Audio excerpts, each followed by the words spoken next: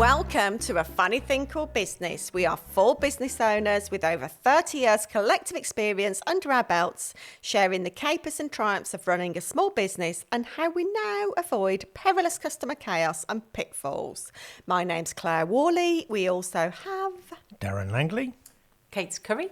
Pete Morgan. Fabuloso. So welcome, guys. Today, can you guess what we're talking about?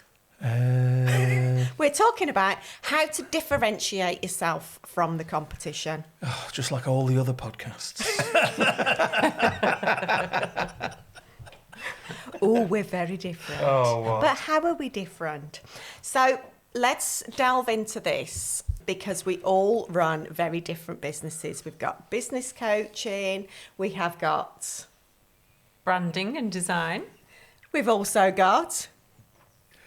Oh, me? Yes. What do I do? Web design. And... Podcasting. None of us were prepared for that question. No. I thought Claire's finger was pointing towards Pete, but her eyes were looking at me. I like to keep everybody on their toes. So, how are you keeping yourselves different from your competition? Kate, why don't you kick us off? Oh, brilliant. Okay. I think for a long time, I sort of struggled with that concept of how to differentiate. And I'm like, oh, there's millions of designers out there doing what I do. How am I any different? And then as I've sort of grown the business, I've come to realise that actually, although like the core offering, if you put a badge on it, is probably the same, but it's how you present it, it's how you deliver it, it's how you make your customers feel. There's so many actual variables where you can really differentiate from your competition. Yeah.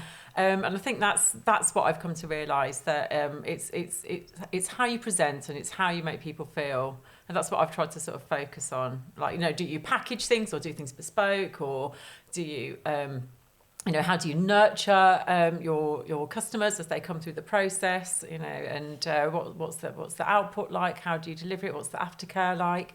And I think those are really key elements of how to differentiate, and that's what you can pull on. That's the sort of thread you can pull on when you're trying to sort of explain what makes you different, rather than going like, well, I do design. It's like, well, how do you sort of put that into words and how it's different? And yeah, it's how you wrap it up. Yeah. I've written down bourbon biscuits in my notes. Okay. And tell us more. just bear with me for 1 second. So, like, if you know, like these like bourbon biscuits, you can get them in all different shops, and it's the biscuit is kind of, in essence, it's the same, but it's like the wrapper around it. So you can get like bargain basement bourbon biscuits, or you can get like a more luxurious bourbon biscuits. But quite often the biscuit itself is the same, and it's like how it's presented and how it's wrapped up, and that's quite an interesting concept as well. Well, is it true, though, that penguins are actually bourbon biscuits with chocolate on? It is not true. But I like to think that it's true. Oh, yeah, absolutely. So that just takes it up another level, doesn't it? See, here I get to talk about my favourite American word, niching. Also known as the niche. Niching. But it's so much more fun in American. But I think this is what, for me, people get really hung up on, the niching. Like, they've got to say, I only work with business owners who cut their grass on a Wednesday. Do you know what I mean? Sometimes you can see in the LinkedIn headlines, can't you? You're like, no, you've gone too far with the niching there. Too far. So I loved it it was probably about 6 or 7 years ago for me now, when I did an exercise around niching, and I looked through all the comments that the clients that I worked with that had said about me, and loads of them were like filled with they worked with me because I was straight talking and like no nonsense. All of a sudden I was like, yes, I'm the straight talking, no nonsense business coach. And for me, that was my niche. And I love to get into that kind of answers because it helps me to be more of that now, rather than kind of shine away from it. Now I'm like all over that. It is no nonsense, straight talking. I think being really clear on who you do it for is another way to differentiate, Yes. isn't it? And if you're really clear on your customers, and you are, because they're the ones that's what they want from you. Yes. And that is a brilliant way to just differentiate, isn't it? Yeah. What about you, Darren? What's your experience of niching or differentiating yourself? I mean, a lot comes down to those good old USPs and trying to identify what they are, which is difficult, I think, for most people. For me, certainly. Why is it difficult for us? Because that is what I think. Maybe it is because you're looking for those points of differentiation. You don't want to sound too cliche, and say, "Oh, my USP is I've been in the business for X number of years, and we look after our customers." It's like they're kind of things you expect, that you know what you're doing, and that you've done it a while, and that you're going to look after us. So finding something that is unique is sometimes the challenge. And one of the things that my hero Rory Sutherland talks about. Who's he? Rory Sutherland is the chairman of Ogilvy. Oh. He's a guru of marketing and advertising and data analysis and all that kind of side of things. And he told a story about Coca-Cola. So if you were setting up a business that is in competition with Coca-Cola, you'd probably think to differentiate yourself, you need to be cheaper than Coca-Cola. You need to have a bigger product. That comes in a 330 ml can. Maybe you need it in a bigger can for less money. And of course, it's got to taste better than Coca-Cola, naturally. But when in reality, what happened when Coca-Cola met their biggest competitor in recent years, that competitor was Red Bull. And Red Bull comes in a smaller can. It costs more than Coca-Cola, and it tastes like shit. So I love Red Bull. So, it's the complete opposite of the things you'd expect. But now Red Bull outsell Coca-Cola in a lot of markets. Really? So it's kind of... To me, it's a completely different product, though. Well, if you're going to have a drink, you're going to pick one or the other. Or obviously other liquids are available, like water. Yes. But tap water, free. And beer. But, so it's just like you would never go to...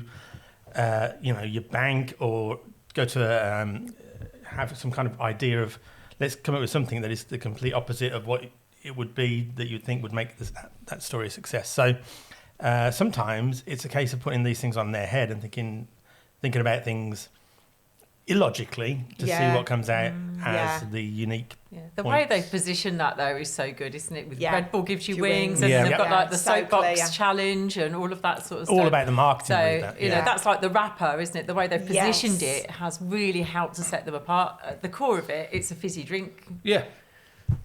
But it's like, it's that wrapper that's really helped to set them apart, I think. Yeah, it's how they invested. Agreed. It's how they've invested the money. I mean, I think was it Thailand? I think it came from originally. Did it? And it's how they've kind of used their resources that they're making from the drink to, as you say, to kind of create completely unique. Yeah. But it's marketing interesting, like you say, that it does come in a smaller can and it is more expensive. I don't know how much more expensive, but I'm guessing it's probably like a third more expensive. That would be my gut instinct about it. I don't buy it. I rarely Or do. Coca-Cola. What, you mean you don't believe what Claire's saying? No. I don't believe a word of it. All right. But that's Rory said it was true. That's So. counterintuitive, isn't it? Because Yeah. if you got a competitor down the road and you were starting up a business, I guarantee you that business owner would automatically think, well, I've got to be cheaper Yeah, than what they're delivering. 100%. That is the go-to, isn't it? Yeah. Always got to undercut the competition, and that's not always the case at all. No. So, Pete, what's your experience of differentiating yourself in the podcast market? Yeah, because when I started, there wasn't really anybody else doing it. So how many years is that now? We are in our 8th year, Blimey, but heck. it was kind of about lockdown when people started. There was a couple of friends who were maybe doing it a little bit, but lockdown was when I started. And this is outside London. I mean, in London, a lot of podcast production houses, a lot of companies that are doing this. So it took a while for me to find the niche, to differentiate myself from. So I've got friends who are podcast producers, but one of them works with kind of small, kind of grassroots football teams in the Northwest. Another one works with social enterprises. Another one just works purely with charities. And it was speaking to them that made me think, actually, yeah, I should go, right, this is the area I'm going to work in. And it's going to be businesses, so working with business owners. So that became the point of where I was like, right, that's how I'm different from the other people I know who are doing this. I'm only working with businesses, and that was the kind of approach that we took. Yeah, it's interesting. So I only think of business podcasts.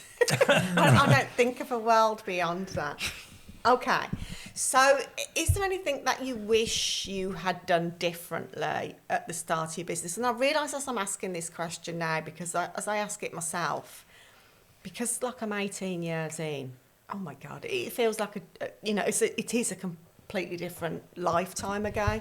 So for me at the beginning, I did not even consider differentiating myself. I didn't think about it. What about you, Darren? Well, when I started out, I did put together a massive big compendium of all of all of our it was just me, my competitors in the local area. I had set up a big binder and a page each for each one. Wrote down where they were, what their special. I had a lot of time on my hands when I started out. Did you have coloured separators? I've got to admit, I did actually. Yeah, for different areas. Yeah. I love the paper and pen days. Yeah. Oh no, they were good. I mean, it was great when web design was paper and pen. You just post a website to somebody. It was great. So yeah, I did do that process, and I did look at it every now and again, but I don't know what I was really looking for, whether it was to find out just the lay of the land or whether it was to find out where we could be different. Because I don't recall really at that time, and for me it's 17 years ago as well, so there's a lot I don't remember from 17 years ago, or 17 minutes ago. But I've never really sort of sat down at that time and thought, what sets me apart? In more recent years, I have, as the business grows and it's a bit more important. It's not like a messing about thing now. Mm-hmm. This is the livelihood and what have you. Yeah. And when things start to go a bit south or it goes a bit quieter, you kind of panic a little bit. So what's everyone else suddenly doing that we're not doing? And obviously a lot has changed in web design over the last 17 years with different technologies and things. So there's definitely sometimes been caused to sort of panic and think, well, we've got to differentiate, we've got a niche, we've got to do something, and sometimes that's some knee-jerk, and it's probably not the best way of planning anything. So what is your differentiator?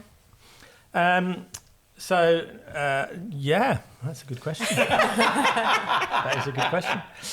We're cheaper. We're cheaper than everyone else. No. You do everything in a Batman outfit. Spider-Man, actually, I think you're. Yeah, Spider-Man. Yeah. Well, no, I think what do we do that's different? Let me think about that and come back to it. It's a really good question to ask yourself, though, because we do need to be different. It doesn't matter what you're delivering. It needs to be different from whoever else is delivering it, because otherwise, why are people going to work with you rather than Joe Blogs down the road? Yeah. So, Pete, because your business came in before it kind of, let's say, exploded. Yeah. I think that is the right word, isn't it, for podcasts? Absolutely, yeah. So is there anything that you wish you'd have done differently back in kind of 2017, 18? I think been a bit more patient, but also talked up the difference between me and other people in that, because I was lumping myself in with videographers, and because it was like, okay, it's creative and it's helping people create content of whatever type. So because I think my big point of difference is it's me. There's a business, yes, there's freelancers I use, but it's me. And if you and I don't get on, then we probably shouldn't be working together, because the business is me. Yeah, but ultimately that's all of us, isn't it? Because if a business owner starts the business and their values and influence and beliefs are through that business, they're all the way through it. It's like our stamp. Yeah, but I think when you get past a certain point, I think the way I think about it is, if a client gets in touch, it's me that's responding to the email. Yeah, It's me that's doing the meeting. It's me that's doing the work on their podcast, apart from very rare occurrences. So what is I wish I'd kind of leaned more into that. Whereas I was just like, podcast, do them, quick, now. Yeah. Oh, my God, I'm cheaper than anybody else. I'm cheaper than Coca-Cola for making podcasts. So what's the differentiation with you? I think it is still that it's me every time. The phone call is me. The Zoom call is me. Yeah. The helping hand is me. It's not here's a PDF that's going to tell you how to talk into a microphone. It's me. You know, I do have resources where it's a video that I've recorded, but it's still me. Yeah, so they're getting a reliable kind of trustworthy service. It's the same touch point every time. Every dealing you have with Monkey Pants Productions is 98% of the time is with me. Yeah. So I had a client recently who realised that she was a safe pair of hands, and she'd been kind of shying away from sharing that because she felt like it was a negative. But, you know, she realised afterwards that is a real positive to share with her clients. Would she rather it be? Like, honed in on that. What's the negative connotations behind that? Come and work with us. We're dead risky. Real risky pair of hands. She felt like it sounded boring, and I don't know. But you know, once she leaned into it, then you know that's kind of and if like that's one of what the our customers really need and want, then that's the right thing to say, isn't it? But it's funny, isn't it, that we kind of shy away. Lots of business owners do shy away from what it is that makes them special and unique. I'm stealing it's that, like by me the with way. the straight talking, no nonsense. I probably thought, people don't want that. It's a bit much. But now I get people that absolutely want it, and it's great. I'm stealing that. I'm going to be a safe pair of hands. Yeah. So, Kate, what is there anything that you wish you'd have done differently at the beginning? I don't know if done differently. I think I had to go on the journey to find it out, really. I feel like there's two different types of businesses. Ones that are set up because they've already identified the gap in the market they're going to fill, and that's their differentiator. Or ones that just go into business doing what they do and then, trying to... It's almost like you have to do it for a while to figure out what your differentiator is. And I fall into that camp. So, like when I first started, and I'm sure I've shared this before, my killer strapline was, I'll do anything for anyone. Yeah. And, I might even have trouble. Might even have dropped that at the end of a 60-second pitch at some point. Yeah. Well, it must have worked. Yeah, absolutely. You didn't get arrested. Not all the clients that I particularly wanted. Definitely not people that were only cooking grass on a Wednesday or whatever. But I think as I've started to grow the business and get more confident and more structured in it, I think that's where I've started to figure out what makes us different. Yeah. And I think one of the real key things of how to figure that out is asking your customers. Yes. And sort of the feedback we get from them is we are genuine. They feel like we're genuinely really invested in their business and ask so many questions about things that they might initially feel are not necessarily relevant to creating great design, but it's understanding all the cogs that go together behind the scenes for them in order to make sure what we're creating is absolutely right. And I think that's kind of our differentiator. I was trying to get away from the whole it's me that makes it different, but I suppose it's your process. Then it's your creative process that you're bottling, and that's what people buy. Yeah, people buy from people, don't they? That's why they buy KFC and McDonald's. Coca-Cola. I mean, that's why I don't buy McDonald's, because he's too scary, that Ronald. But the thing is, with the McDonald's, you might go to a McDonald's that isn't as good a service as the McDonald's down the road, as in there's always a bigger queue at that McDonald's, or the food is cold, or they forget things, and that's because they've gone off the McDonald's I can't remember the guy's name now who started it. Let's call him Kroc. Mr. McDonald because that's what he Ray was. Kroc. It was Ray Kroc. Yeah. Oh, was it? So that's because they've gone off his pattern, haven't they? Mm-hmm. So you don't go to that McDonald's, you go to the other one down the road.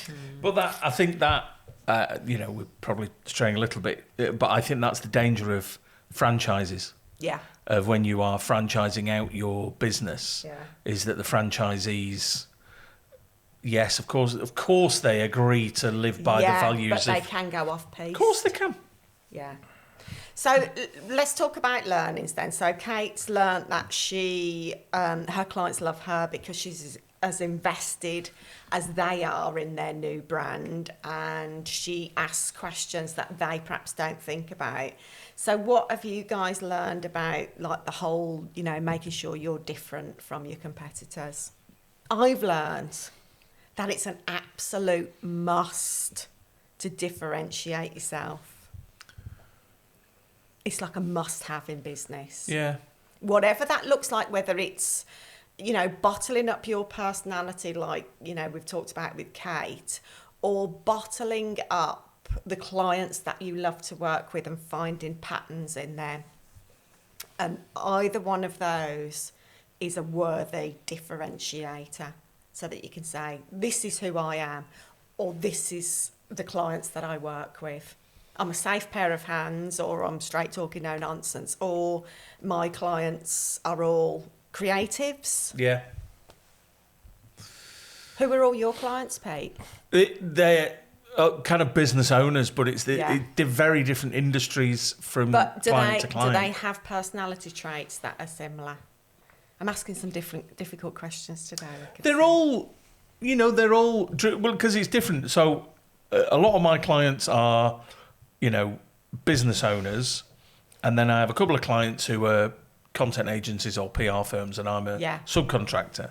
That's a completely different thing. For the solo business owners that I work with, I think they're all incredibly driven, and ambitious. Mm-hmm.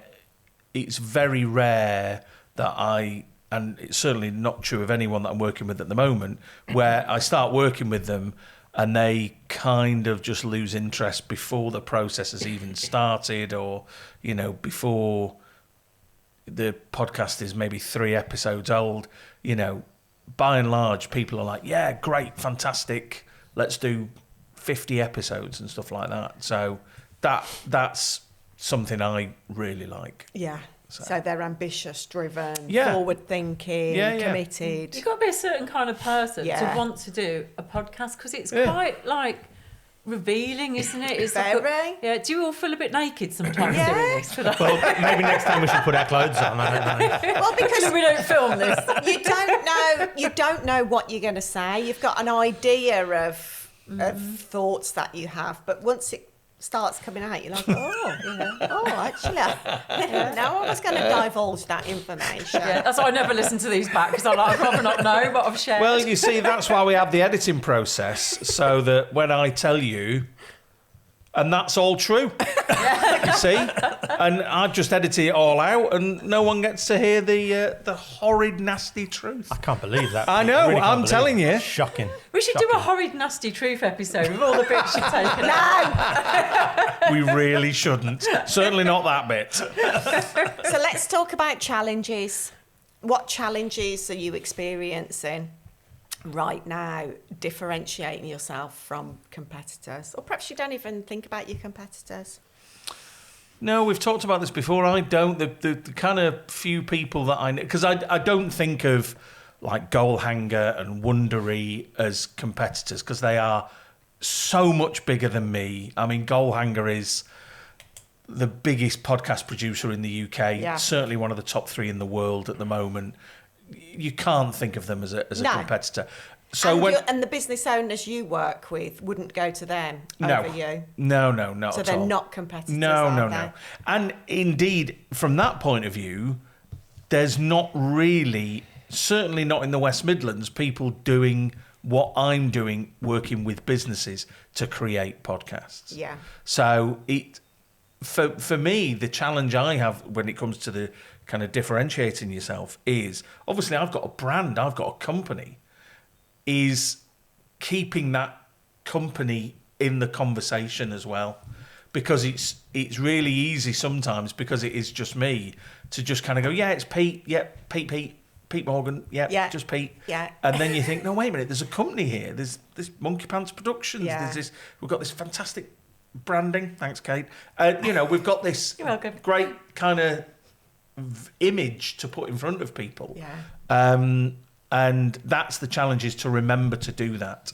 Because I think Yes. the name of the company and the branding of the company are incredibly attractive to some strong. people. Yeah, and very strong. Agreed.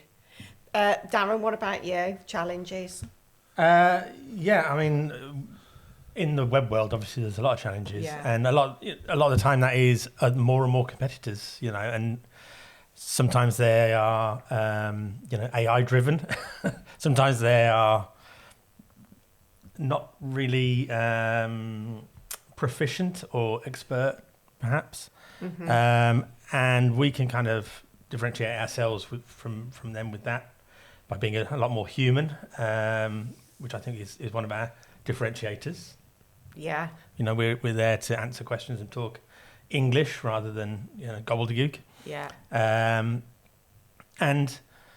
I think it's a changing in landscape really for web design, but we're finding more and more people coming to us who have gone down those other paths of doing it themselves And or then they come using back. AI, and then they can't do the things they thought they could do. So they come to us to bail them out, to help them fix things. It may not be to start again. It may not be like we want to start the whole project over again, because usually the budget's spent by then, but we'll do what we can do to dig them out of a hole. So yeah, and I think that ultimately the goal really for a business like ours is to try and blaze the trail a bit, and try and be the ones that the people want, look at, to try and find how they can differentiate themselves from us rather than. Yeah, that's a nice thought, isn't it? Yeah. Just out of interest, has anyone Googled themselves recently? It's something that I do quite often. What? Well, to see if they've caught up with you yet. No, to check where my website sits in ranking. Oh, that. Oh, that, yes. okay. Yeah. Their business. not just Right. their- Sorry. not just their name. Yeah.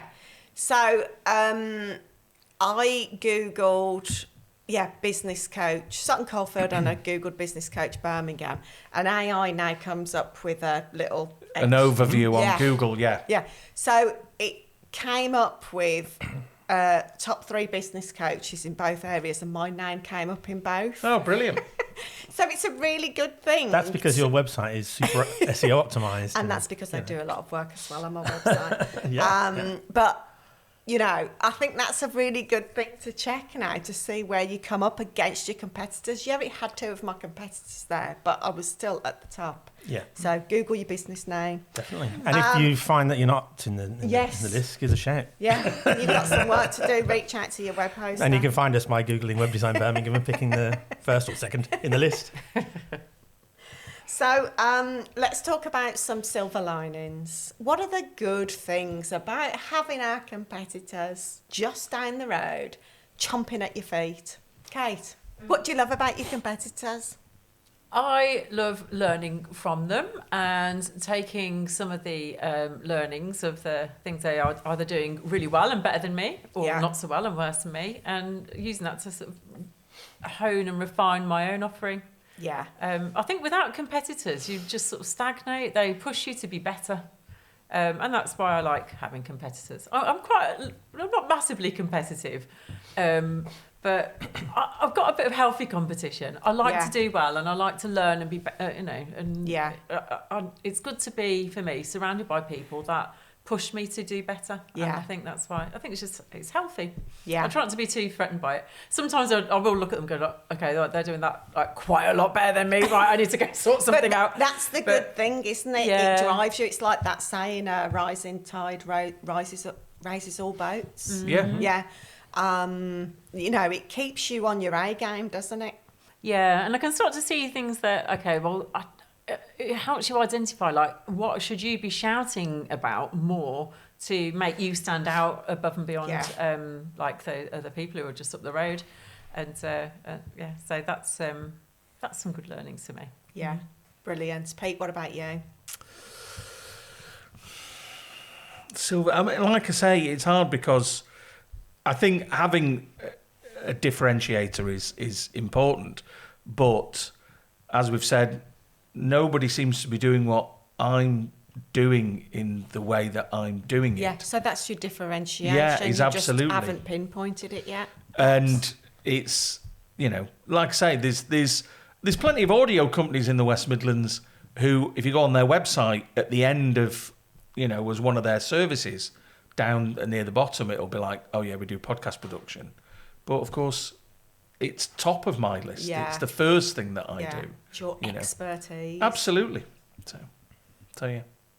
I love the fact that we can make changes at any point. Oh yeah. So if my differentiations, if it doesn't feel right in 6 months' time, then I can just go, okay, well, what's changed in my business in the last couple of years? What do I need to refine? And that's what I love, that I can just make changes. Because, the market is always changing, isn't it? There's always stuff new. Yeah. And being a business owner is about, adapting to that all the time.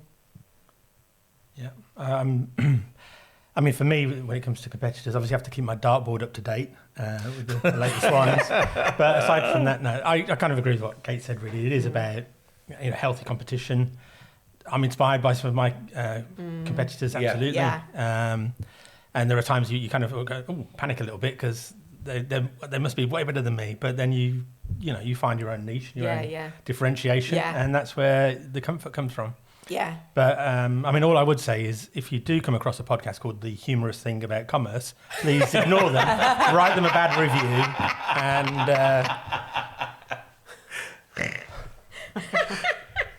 The amusing thing about entrepreneurship. Yeah. No. Can't have that one. No. They don't know what they're talking about.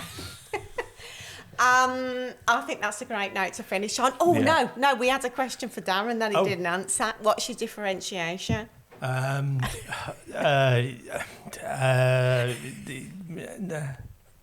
I think I'll come back to that with my response of what I mentioned about the humanising of the web. We are human intelligence. How about that? I love nice. Nice. I'm going to write that down. Hang on. Brilliant. Okay, guys, thank you very much for all your amazing opinions, ideas and input. And for our lovely listeners, please share, subscribe and review so our fellow business owners can enjoy, be inspired and always keep focused on the fun side of business too.